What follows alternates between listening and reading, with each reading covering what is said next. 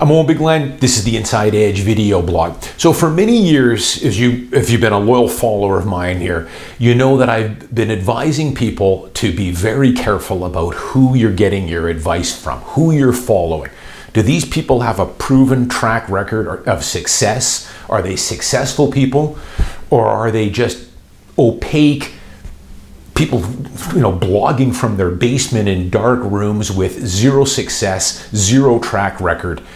For the life of me, I've been telling people I don't know why you would be following those type of people or getting advice from these type of people when in this day and age with all the blogs and internet, we've got access to so many incredibly successful people from all walks of life, especially CEOs, real estate investors, stock investors that have been around the block and are giving you incredible advice there on how to be successful and how to make it in this world.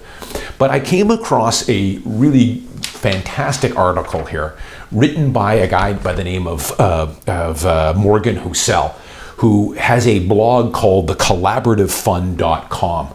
thecollaborativefund.com. You can follow him on Twitter. Morgan writes for the Wall Street Journal. He also writes for the motleyfool.com as well. He's been around for many years. He's a very well-respected financial author and reporter, and real meat and potato stuff with this guy, the buying quality companies and holding them. But on his collaborative fund blog here, he came up with he had an article here, a write-up here called "The Seduction of Pessimism." And it really hits home for a lot of the stuff that I've been telling you guys. Why, for the life of me, again, why do people take in this negative stuff? And, and I've said as well, people love this misery for whatever reason. This misery loves company camp. And, so many of these people, let's face it, I know I'm first off speaking to a lot of the converted here. Most of the people that follow me get it. That's why they're following me, for this positive affirmation on how to do it right and how I've gotten there. Remember, without blowing my own horn here, if you've read my book, I've been there and done it. I've been in Vancouver real estate for 30 years, over 30 years. I'm a top producing realtor in the Vancouver Real Estate Board. I'm an award-winning realtor. I'm a self-made multimillionaire. And this blog really is about me paying it forward. It is. I love the work that I do. I'm not a full-time realtor for the money. I could have retired many years ago, but I still love the work, working with clients, taking on new clients, and educating people on the benefits of buying and holding quality assets, especially real estate. Buy your principal residence. Max out your TFSAs and RRSPs. Start and then maybe buy an investment property. Start creating passive income flows. That's what life is all about. There's not enough working hours in the day, but it's not a get-rich-quick thing. It's going to take time. There's no shortcuts to this. None. And if you read my book, you'll know it's a 20 or 25-year process to get to where I am, but it can be done if you just follow the program. But these doom and gloomers, these pessimists, they have a following. And the reason they have a following, as Morgan points out here, is because, to put it bluntly, a lot of these guys are losers. Life hasn't gone their way. So instead of taking the mirror test, which I've always told people to do, the mirror test is what I learned from my mentors 25 years ago. You've got to stand in front of the mirror, and you've got to tell yourself that if you want to get anywhere in this life, whether that's to buy your principal residence in a condo in downtown Vancouver, save for retirement, buy a new car, whatever, it's going to be up to you. It's all on your shoulders, nobody else. But you see, there's a large group of people that for whatever reason, they haven't taken the mirror test. They don't want to take their blinders off. They don't want to face the music that, hey, I've made some bad decisions in my life. I'm not getting where I want to be. But rather than buckling down, which is what they should do, because it's never too late to turn the corner, never. But instead of owning up to it, turning the corner, working, they feel better off looking for that misery loves company, the pointing fingers crowd, that it's not your fault. It's the government, it's the Liberals, it's the federal government, it's Revenue Canada, it's the foreign buyers, it's the Realtors. They point the finger at everybody but themselves. That's what socialist governments are built on. They don't want to own up to it. They don't want to take the mirror test. It's crazy. Now, again, I know I'm speaking to the converted with most of you. I work with buyers every single month, young buyers of all ages. It's never too late to get started, but all my buyers have one thing in common. They're all optimists. They all work hard. They've all positioned themselves in a career, a job, side hustles, whatever it takes, but they've put it on themselves to save that money for the down payment and move forward. That's why when people say this market isn't fair, the Vancouver market, and we need the government to bail us out somehow because everyone should be able to get an affordable house in Vancouver, which is a total pipe dream. There's no, you're not entitled to live in a city as great as Vancouver. If you want to live in a city like Vancouver, you're going to have to work for it. You're going to have to hustle. You're going to have to get yourself into a career or a job. You're going to have to get better at your career and job every year so you can start making more money. You're going to have to read books. You're going to have to study other successful people. That's how it's done. And that's why when people say, oh, this market's broken, I have to laugh, because it's not. If I wasn't getting new clients, young clients from all walks of life every month working with them, I would say maybe there is something wrong, but there's not. All these people have something in common. They've taken the mirror test.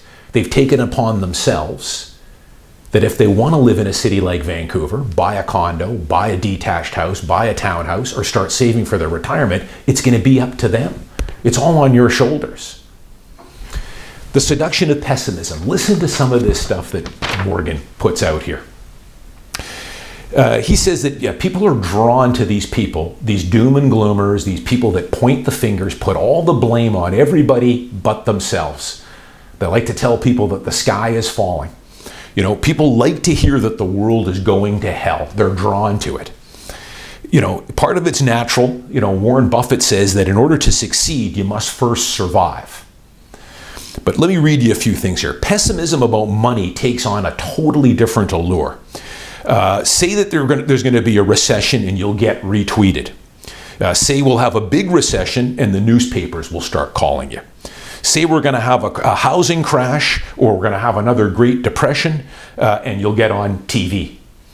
But mention that good times are ahead, or markets have room to run, or that a company has huge potential, and a common reaction from the commentators and spectators alike is that you're either a salesman or you're comically aloof of risks.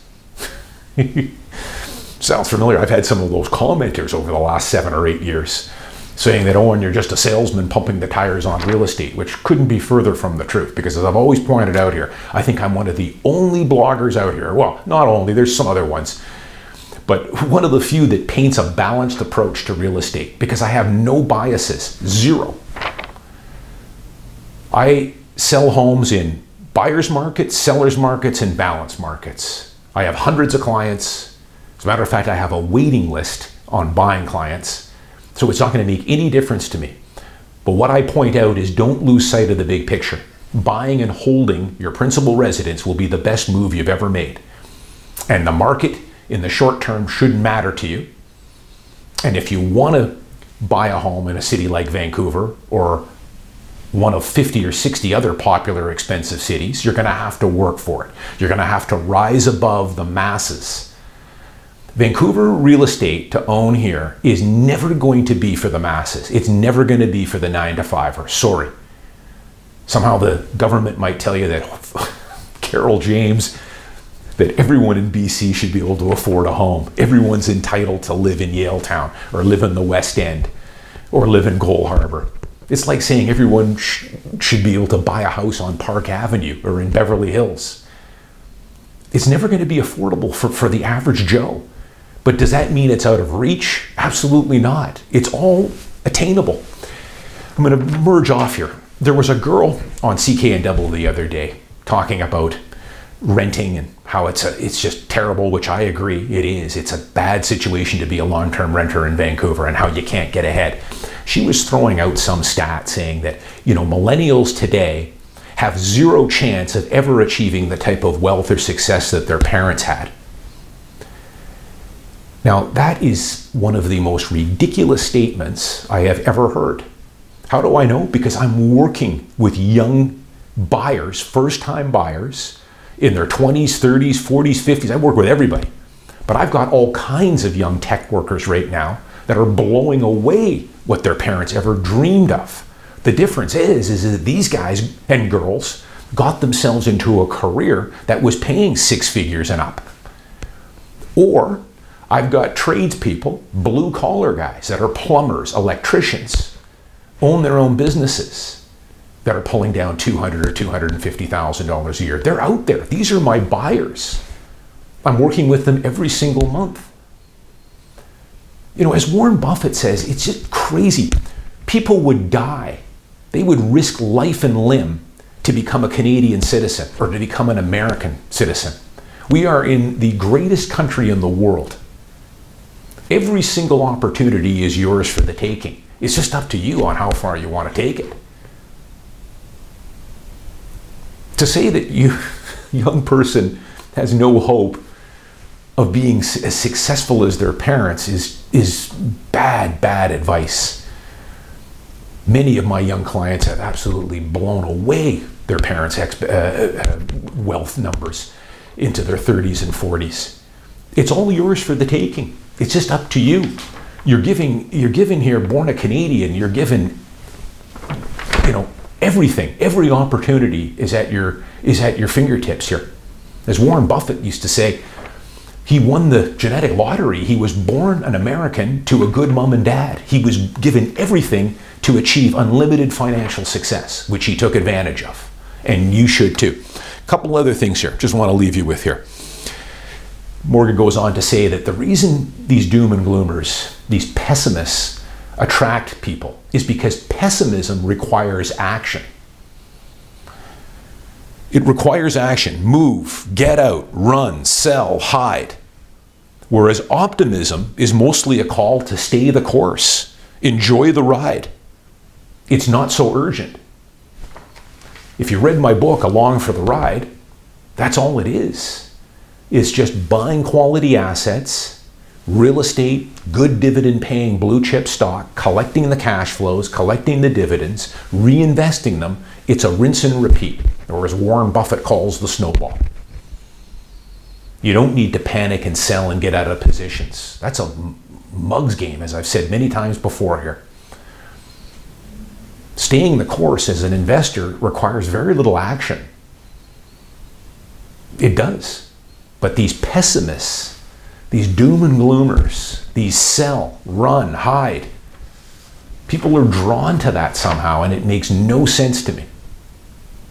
And if you don't want to believe what I'm giving you here, as a successful realtor and business person, and I've learned from the best, and I've read probably, like a lot of my viewers, hundreds and hundreds of books, get out there. Start reading articles by a guy like Morgan Housel. Start reading the Wall Street Journal. Start picking up biographies. Start going onto the Collaborative Fund blog.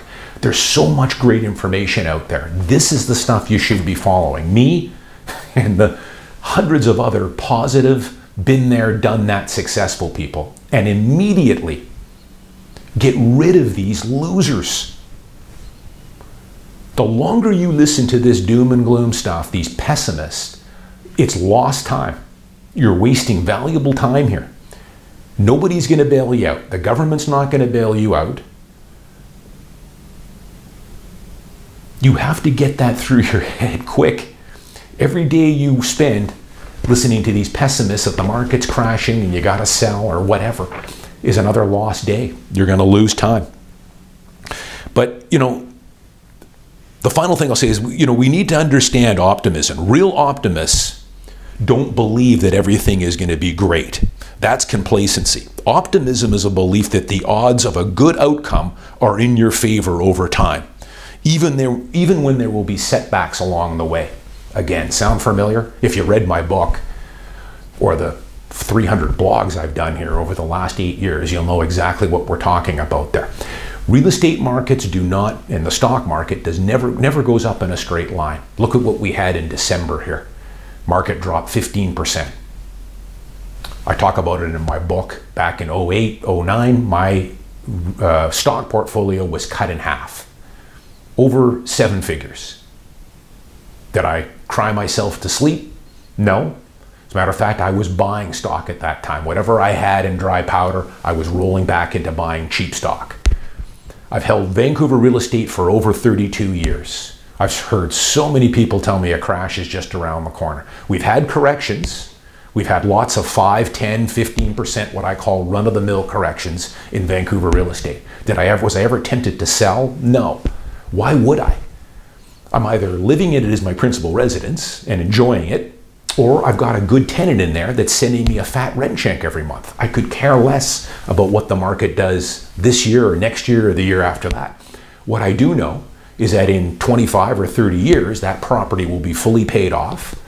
I'm generating $5,000 a month at that time from my tenant, and the property's worth $1 million and I paid $300 for it. That's what real estate will do for you over 25 or 30 years. If you don't believe me, look at the last 50 years here. Real estate always goes up if you give it enough time. I know I'm preaching to the converted here with you guys, with a lot of you guys, but again, I do this blog, I enjoy doing it. I'm always trying to turn some people over from the dark side. That's the challenge for me, and I know it works because every single month I get an email from someone saying, I've been watching your blogs for 5 or 6 years. You turned me into an optimist. I finally realized that renting's not getting me anywhere. I buckled down. I got a better job. I went back to school. I learned another trade. I got a side hustle. I started cutting back my expenses. Whatever it takes. I've done blogs on this, and look at the comments about all the success stories that I've had here that people have told me about. I get them every month. If you want to do it, it's up to you. But get away from these pessimists, these guys that are cherry-picking data. It shouldn't matter to you what the market does in the short term. Who cares? Control what you have control over. That's earning money, getting better at your job, staying healthy, staying positive, and forget about all the external things you have no control over. They don't matter. And I'm telling you this from someone who's been there. I've been in the trenches in this for over 30 years. If you're not following me on Twitter, please do. I'm starting to pump my Twitter account. If you haven't bought my book, so many people that email me or comment. That's why I wrote my book. It's $10. You can get it on Kindle for $8 or something. That will be an incredible first start for you. It'll show you how I did it, how to build a real estate portfolio, how to buy your principal residence. I've got a section in the back on other resources, other books that I recommend. It'll be the best $10 you've ever spent. If you don't think so, you drop me an email and I'll send you the $10 back. How's that? Start following me on Twitter as well, because I'm the yin to some of the doom and gloomers yang that are cherry picking some of this crap. I'll give you the straight goods and some positive affirmation here, help you reaffirm or reestablish yourself as an optimist here, which is what life is all about. There's no other way to go through life. You got to be positive, and it's up to you if you want to achieve anything in this world. I'm Owen Bigland. As always, I'll see you next week.